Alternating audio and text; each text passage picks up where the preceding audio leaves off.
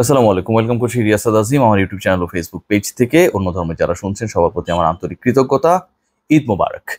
ঈদ মোবারক। এবং ঈদের দিন একটা ভিন্ন এক্সপিরিয়েন্সের মধ্য দিয়ে বাংলাদেশের ক্রিকেটার, বাংলাদেশের সবচেয়ে বড় সুপারস্টার পোস্টার বয় সাকিব আল হাসানকে যেতে হয়েছে। বাংলাদেশ প্রেক্ষাপট যদি আমরা আলোচনা করি, বাংলাদেশের প্রেক্ষাপটে সাকিব আল হাসানকে গালিগালাজ করা হয়েছে লাস্ট ওয়ার্ল্ড কাপে। তিনি যে ধরনের কনস্পিরেসি থিওরির মধ্যে জড়িয়েছেন নিজেকে, এবং তার কারণে আসলে দলে অনেক উলটপালট ঘটনা ঘটেছে। তামিম ইকবাল খানের শেষ পর্যন্ত বিশ্বকাপটা খেলা হয়নি, এরকম ইস্যু আমরা দেখেছিলাম। মাহমুদুল্লাহ রিয়াদ বিশ্বকাপের দলে কোন পজিশনে খেলবে, তার জায়গায় তো তাহিদ হৃদয় খেলছে। সাকিব এরকম স্টেটমেন্টও সেই সময় এটা দিয়েছিল, মানে রিয়াদের ব্যাপারে, যে রিয়াদের তো আসলে পজিশনটা নাই। হ্যাঁ, এরকম ঘটনাগুলো ঘটেছিল, এবং এন্ড অফ দ্য ডে সবকিছু আসলে মানে প্রকৃতি তার মতো করে রেভেন্স নেয়, সেই জিনিসটা আমরা দেখেছিলাম।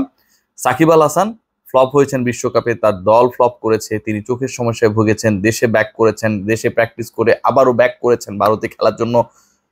মিরপুরের হোম অফ ক্রিকেটের ইনডোরে তাকে ভুয়া ভুয়া বলে গালিগালাজ করা হয়েছিল, বা এরকম শব্দ উচ্চারণ করা হয়েছিল কতিপয় সমর্থকের মধ্য থেকে, এবং সেটাকে আমরা সবাই তিরস্কার করেছিলাম। একজন ক্রিকেটারকে এভাবে উন্মুক্ত পরিবেশে টিজ করাটা কোনোভাবেই সাপোর্টেবল না। বিপিএল মাঠে গড়িয়েছে, এবং বিপিএল এর সময় আমরা খেয়াল করেছি যে ওই সময়টাও গ্যালারিতে সাকিব আল হাসান যখনই বোলিং এ নামতেন, বা সাকিব আল হাসান যখনই বাউন্ডারি লাইনে ফিল্ডিং করতেন, বা ওই সাইডটায় সাকিব আল হাসানকে কোনো কারণে যেতে হতো, তখনও একই ধরনের রব উঠতো।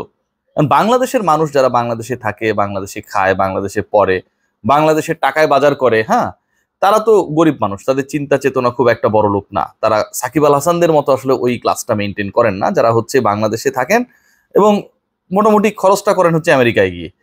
সো এদেশের মানুষ এরকম উল্টাপাল্টা কমেন্ট করতে পারে, ভুয়া বলে কাউকে ডাকতে পারে, এদেশের মানুষের এই ধরনের প্রপার চিন্তা ভাবনাটা নাও থাকতে পারে, সেটা নিয়ে আসলে ডিবেট করার কোনো সুযোগ নেই। কারণ আমরা বাংলাদেশে যারা রয়েছে আমরা মোটামুটি খ্যাত টাইপের, কিন্তু আমেরিকায় যারা রয়েছেন, যারা তুলনামূলকভাবে এলিট, যারা তুলনামূলকভাবে উন্নত জীবনকে আসলে তাদের লাইফস্টাইলের মধ্যে অ্যাড করতে পেরেছেন, যারা অনেক শিক্ষিত তুলনামূলকভাবে, যারা শিক্ষিত সমাজের প্রতিনিধিদের সাথে মেলামেশা করেন, তারা তো নিশ্চয়ই বাংলাদেশের চাষা ভূষা বা আমরা যারা খ্যাত রয়েছি আমাদের মতো করে চিন্তা করেন না। সাকিব আল হাসান তাদের কাছে ডিফারেন্ট কেউ হওয়া উচিত, এক। এবং দ্বিতীয় যে কারণটা, সাকিব আল হাসান তাদের কাছে কেন আরো বেশি ডিফারেন্ট হবেন, কারণ সাকিব আল হাসান বাংলাদেশে অবস্থান করলেও দিন শেষে হচ্ছে তিনি কাইন্ড অফ আমেরিকান। এটা আমরা সবাই জানি, সবাই বুঝিও। এটার জন্য আমি সাকিবকে প্রশংসা বা নিন্দা করছি না, যেহেতু সাকিব আল হাসানের পুরো ফ্যামিলি হচ্ছে আমেরিকায় বসবাস করে। সো হিসাবটা যখন এরকম, ঠিক তখন আমেরিকায় নামাজ পড়তে গিয়ে, ঈদের নামাজ আদায় করতে গিয়ে সাকিব আল হাসানকে ওখানকার শিক্ষিত মানুষজন, যারা তুলনামূলকভাবে আমাদের মতো চাষাভূষা না, তারাও যখন ভুয়া ধ্বনিতে মানে স্লোগান মুখর করে তোলে আশপাশে এলাকা, এবং সাকিব আল হাসান মোটামুটি পালিয়ে গেছেন, মানে তিনি ওই প্রেমিসেসটা থেকে সরে বা সটকে যেতে পারলেই যেন হচ্ছে মোটামুটি বেঁচে যান, এরকম একটা সিচুয়েশন তৈরি হয়। তখন আসলে ইউনিভার্সাল একটা জিনিস প্রমাণিত হয়, সাকিব আল হাসান তিনি তার কৃতকর্মের কিছু ক্ষেত্রে পৃথিবীতেই পুরস্কার বা তিরস্কার পাচ্ছেন। কেন বলছি, দেখুন, বিশ্বকাপের আগের আলোচনাটা বারবার আসছে। খালেদ মাহমুদ সুজন দুদিন আগে হচ্ছে চন্ডিকা হাথুরু সিংকে নিয়ে অনেক কথাবার্তা বলেছেন, এবং এই কথাবার্তাগুলো হবে, কারণ বিশ্বকাপটা তো বাংলাদেশের স্বপ্নের জায়গা ছিল, ওয়ান ডে বাংলাদেশের স্বপ্নের ফরম্যাট, সেখানটা খারাপ করলে তো এর আলোচনা ওভারনাইট শেষ হয়ে যাবে না। সেই জায়গায় সাকিব আল হাসানের একটা রূপ বা রোল ছিল, যেটা আসলে বাংলাদেশকে ভুগিয়েছে এবং ডুবিয়েছে। এই ব্যাপার নিয়ে আসলে খুব বেশি ডিবেট করার লোক নেই। সাকিবের যিনি পার সমর্থক, তিনিও মনে মনে এটা স্বীকার করেন। মাহমুদুল্লাহ রিয়াদ একটা সময় যখন জাতীয় দলভুক্ত হবেন, সেই সময়টা আমরা দেখেছি সাকিব আল হাসান একটা ভিন্ন রূপ। তামিম ইকবালের ক্ষেত্রে কিভাবে আসলে ইস্যুগুলো এসছে আপনারা সবাই জানেন। যেভাবে তিনি টি স্পোর্টসে সাক্ষাৎকার দিয়েছেন, এবং যেভাবে তিনি আসলে অনেকটা প্রিমাইন্ড সেট নিয়ে ওই ইন্টারভিউটা দিয়েছেন, তামিমের ইন্টারভিউ বা তামিমের বক্তব্য ভিডিও রিলিজ হবার আগেই সাকিব আল হাসান তার বক্তব্য দিয়ে দিচ্ছেন, যেন তিনি সবকিছু আগে থেকে জানেন। আর আগে থেকে জানবে কে, যে আগে থেকে প্ল্যান করবে তিনি তো। আমি যদি প্ল্যান করি যে কাউকে আমি বিপদে ফেলবো, ওই বিপদে পড়া লোকটা তার স্টেটমেন্ট দেওয়ার আগে আমি যদি কোনো ইন্টারভিউ দিই, তাহলে তো আমি জানবো যে উত্তরটা কি হইতে পারে, কারণ আমি তাকে বিপদে ফেলেছি। So I know all the procedures. তো সাকিব আল হাসানের ওই ইন্টারভিউ বলেন, সাকিব আল হাসানের বক্তব্য বলেন, সাকিব আল হাসানের সতীর্থের প্রতি অবজ্ঞাসূচক কথাবার্তা বলেন, এগুলো ভাই পাবলিক ভালোভাবে গ্রহণ করেন। এন্ড বিশ্বকাপে তিনি সেটা রিটার্নটা পেয়েছেন হাতে নাতে। বাংলাদেশে ভুয়া শোনা সাকিব আল হাসান, বিপিএল চলাকালে ভুয়া শোনা সাকিব আল হাসান, এবং যেই সাকিব আল হাসানের দলকে নিয়ে এবারে বিপিএলও অনেক ধরনের উচ্চাসা ছিল, সেই বিপিএল এ ফেল করা সাকিব আল হাসান, এবং আমেরিকায় গিয়ে ঈদের নামাজ আদায় করতে যাওয়া সাকিব আল হাসানের মধ্যে আসলে কোনো পার্থক্য নেই। যেখানে বাঙালি বাংলাদেশি রয়েছে যারা একটু আসলে বিচার বুদ্ধি সম্পন্ন, আমি শুরুতে চাষাভূষা বলছিলাম, আমি উইথড্র করে নিচ্ছি সেই কথাটা, তারা আসলেই সাকিব আল হাসানের এই রোলটাকে কোনোভাবে সাপোর্ট করেন নাই। শুধু একজন ক্রিকেটার, বড় ক্রিকেটার হলেই চলে না, একজন ক্রিকেটার বড় হন তখনই যখন মন মানসিকতায় তিনি বড় হতে পারেন। সাকিব আল হাসানের ক্ষেত্রে আপামর জনগণের যে দৃষ্টিভঙ্গি, এটা আমার কথা না, যেন অনেকটা তাই, যে সাকিব আল হাসান বড় ক্রিকেটার, কিন্তু মানসিকতার জায়গা থেকে, ম্যাচুরিটির জায়গা থেকে সাকিব আল হাসান বিশ্বকাপের আগে যে ঘটনাগুলোর সাথে যুক্ত হয়েছেন, যদিও সেটা প্রমাণিত না, আমরা কোথাও পাইনি যে সাকিব এগুলো করেছেন, কিন্তু মোটামুটি বোঝা যায় সেই জিনিসগুলো সাপোর্টেবল না। এবং সাকিব আল হাসানকে আমেরিকায় গিয়েও ভুয়া শুনতে হচ্ছে, আমেরিকান ভাষায় ভুয়া শুনতে হচ্ছে, আমেরিকান বাঙালি এক্সেন্টে ভুয়া শুনতে হচ্ছে। এর থেকে আর ইন্টারেস্টিং, এর থেকে আর বিরক্তিকর কিংবা আনএক্সেপ্টেবল কি হতে পারে?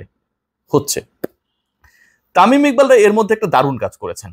কদিন আগে নগদের বিজ্ঞাপন করে মোটামুটি আমরা একটা ব্যাপার খেয়াল করেছি, যে সেখানটায় মিরাজ এবং তামিমকে জাতীয় শত্রু বানানো হয়েছে। মোবাইল ফিনান্সিয়াল সার্ভিস নগদকে মোটামুটি ধুয়ে দেওয়া হয়েছে, যে তারা এরকম প্রাঙ্ক কল নিয়ে অ্যাড করতে পারেন না, এটা পারেন না, ওটা পারেন না, অনেক ধরনের বক্তব্য, অনেক ধরনের ফিলোসফি, অনেক ধরনের কথাবার্তা। ঠিক আছে, আমি মেনে নিলাম যে সেটা ঠিক থাক, পাবলিকই ঠিক, বা যারা এটা নিয়ে সমালোচনা করেছেন তারাই ঠিক। কিন্তু এই প্রতিষ্ঠানের সাথে জড়িত হয়ে তামিম ইকবাল, মাহমুদুল্লাহ রিয়াদ, মুশফিকুর রহিম, মেহেদী হাসান মিরাজ, সৌম্য সরকার, তারা যে কাজটা করেছেন, যে কাজটা আসলে বাংলাদেশ ক্রিকেট বোর্ড করতে পারেনি, যে কাজটা বাংলাদেশ ক্রিকেট দলের স্পন্সর বিশাল একটা কোম্পানি রয়েছেন তারা করতে পারেননি, কো স্পন্সর হিসেবে অনেকে বিভিন্ন টুর্নামেন্টগুলোতে আসে, তারা করতে পারেনি, সেই কাজটাই তো তারা করে দেখালো এই কয়েকজন ক্রিকেটার এবং ওই পার্টিকুলার কোম্পানি। কি করলো?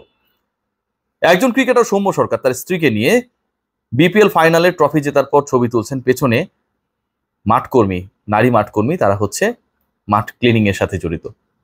এবং যখন আউট অফ ফোকাসের সেই নারীগুলোর ছবিটা কোনো একটা ফ্রেমে সবার সামনে এলো, ঠিক তখন তামিম ইকবাল এবং ঠিক তখন নগদের যিনি এমডি তানভীর মিশুক ভাই, তারা ডিসাইড করলেন যে এই মানুষগুলোকে সামনে আনার দরকার, এই মানুষগুলোর জন্য আমাদেরকে কিছু করার রয়েছে। রমজান মাসে তারা সেটা করেছেন, ঈদটাকে আনন্দদায়ক করার চেষ্টা করেছেন। সাকিব আল হাসান আমেরিকায় যখন ঈদ পালন করেছেন, ঠিক তখন যেই মাঠকর্মীরা বাংলাদেশের ক্রিকেটারদের স্বপ্ন বোনার মাঠকে আসলে তৈরি দেখেন সবসময়, যুদ্ধের মঞ্চে যেন আমরা ভালো করতে পারি, তাদের প্রত্যেকের হাতে 50,000 টাকা করে তুলে দিয়েছেন। অবিশ্বাস্য, অনেক বড় অ্যামাউন্ট না, কিন্তু মজার ব্যাপার কি জানেন, এই টাকাটা যখন হাতে পেয়েছেন ওই মাঠকর্মীরা, তারা বলেছেন এত টাকা তারা কখনো লাইফে দেখেননি একসাথে। যখন তারা একসাথে তামিম, রিয়াদ, মুশফিক, মিরাজদের সাথে ইফতার করেছেন, তখন তারা বলেছেন আমরা কখনো এদের সাথে খেতে পারবো এক টেবিলে, এটা ভাবতে পারিনি, এরকম খাবার, এরকম অ্যারেঞ্জমেন্ট আমরা চিন্তাও করতে পারিনি।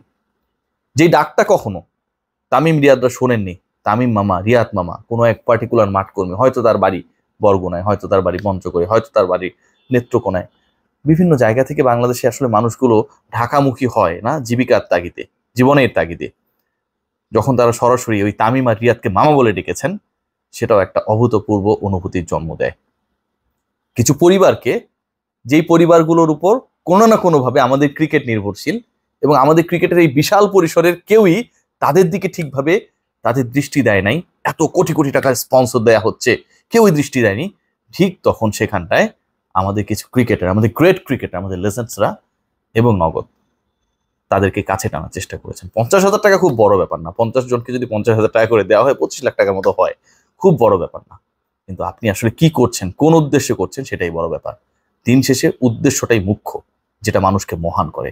যে কারণে সাকিব আল হাসান ভুয়া শোনেন, তামিম ইকবালরা তাদের উদ্যোগের মাধ্যমে প্রেজেবল হন।